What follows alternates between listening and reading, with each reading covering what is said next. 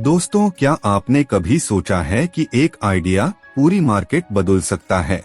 2008 में दो दोस्तों ने सिंपल सा मिशन रखा, लोगों को खाना ढूंढना आसान बनाना। दीपिंदर गोयल और पंकज चड्ढा ने जब फूडी बे शुरू किया, किसी ने सोचा भी नहीं था कि ये फ्यूचर का ज़ोमैटो बनेगा। 2010 तक फूडी बे के पास पहले से हाई 5000 रेस्टोरेंट्स की लिस्टिंग थी। ये वेरीफाइड फैक्ट है, जो उस समय की सबसे बड़ी डाटाबेस थी। कंपटीशन कंफ्यूज हो रहा था और ज़ोमैटो साइलेंटली एक साइलेंट स्टॉर्म बना रहा था। ज़ोमैटो के पास क्लैरिटी थी, लोग खाना नहीं एक्सपीरियंस चाहते थे। उन्होंने कस्टमर रिव्यू सिस्टम इंट्रोड्यूस किया, जिससे ट्रस्ट क्रिएट हुआ। ज़ोमैटो ने पहली बार डेटा और इमोशंस को बिजनेस स्ट्रेंथ बनाया। इस अप्रोच ने उन्हें बाइडू और येल्प जैसे इंटरनेशनल प्लेटफॉर्म्स के बराबर खड़ा किया। 2015 में उन्होंने डिलीवरी मार्केट में एंटर करने का रिस्क लिया और वही उनका टर्निंग पॉइंट बना। उस वक्त स्विगी और टाइनी आउल ऑलरेडी अरीना में थे, कंपटीशन तीव्र था, लेकिन ज़ोमैटो का फंडिंग नेटवर्क और स्पीड अनमैच्ड थी। उन्होंने लोगों को दिखाया कि डिलीवरी के साथ लॉयल्टी का इक्वेशन बनता है। लेकिन कहानी यही नहीं रुकती, एक और प्लान था जो किसी ने नोटिस नहीं किया। ज़ोमैटो क्वाइटली टेक्नोलॉजी में इन्वेस्ट कर रहा था। AI राउट ऑप्टिमाइजेशन, प्रेडिक्टिव टाइम एनालिटिक्स और डायनामिक प्राइसिंग। उन्होंने हर राइडर का डेटा एनालाइज करके एफिशिएंसी 23% तक बढ़ाई, एक डॉक्यूमेंटेड फैक्ट। इसी टेक्नोलॉजी ने कॉम्पिटिटर्स के मार्जिन्स क्रश कर दिए। और फिर आया वो शॉकिंग ट्विस्ट जिसने पूरा गेम बदल दिया।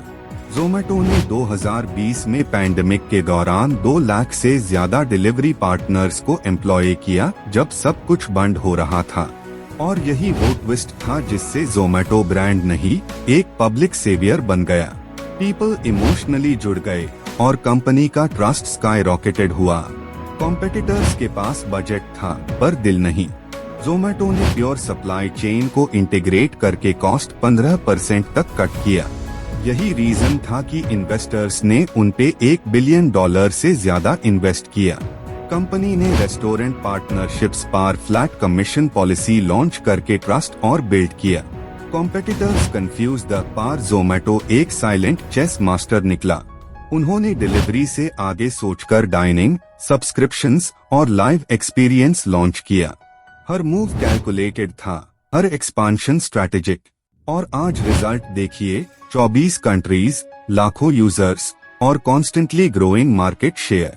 ज़ोमैटो ने कंपटीशन को कॉपी नहीं किया, रीडिफाइंड किया। उन्होंने सिखाती है कि विजन और टाइमिंग साथ हो तो कुछ भी मुमकिन है। हमें भी ये लेसन लेना चाहिए, मार्केट जितनी टफ हो, क्रिएटिविटी हमारा स्ट्रॉन्गेस्ट वेपन है। और जब सब लोग शॉर्ट टर्म प्रॉफिट्स चेज कर रहे थे, Zomato long term empire build कर रहा था। उनका IPO 2021 में लॉन्च हुआ और पब्लिक ने हिस्टोरिक रिस्पांस दिया। ज़ोमैटो ने सिर्फ फूड नहीं, एक इकोसिस्टम क्रिएट किया जहां हर स्टेक होल्डर बेनिफिट करे। दीपिंदर गोयल का लीडरशिप स्टाइल बैलेंस करता है पैशन और डिसिप्लिन को। उनके लिए बिजनेस सिर्फ स्केल का गेम नहीं, सस्टेनेबिलिटी का पाथ है। कंपटीशन अब भी एग्जिस्ट करता है, लेकिन ज़ोमैटो के स्ट्रैटेजी लेयर्स मल्टीपल डायमेंशंस में अनफोल्ड होते हैं। और यही डेप्थ उससे ऑर्डिनरी कंपनीज से अलग बनाती है। फिर जब हम ज़ोमैटो की ग्रोथ देखते हैं, तो रियलाइज होता है कि रिस्क लेना ही असली गेम चेंजर है। वो सिखाती है कि फेलियर भी फाउंडेशन हो सकता है। आज हर सक्सेसफुल डिलीवरी अस जर्नी की याद दिलाता है, जो विजन से शुरू हुई थी। और हर कस्टमर फीडबैक अस एम्पायर को और मजबूत बनाता है। ज़ोमैटो की कहानी एक इंस्पिरेशन बन चुकी है स्टार्टअप्स के लिए। ये हमें सिखाती है कि आइडिया बड़ा हो या छोटा, डेडिकेशन सब कुछ बदल सकता है। बस विजन क्लियर हो, ऑडियंस का ट्रस्ट माइल और टाइमिंग परफेक्ट हो जाए। ज़ोमैटो ने प्रूव किया कि मार्केट सिर्फ रेस नहीं, स्ट्रैटेजी की मैराथन है। और जब अपनी कहानी लिखी जाती है, तो वर्ल्ड सुन को मजबूर हो जाता है।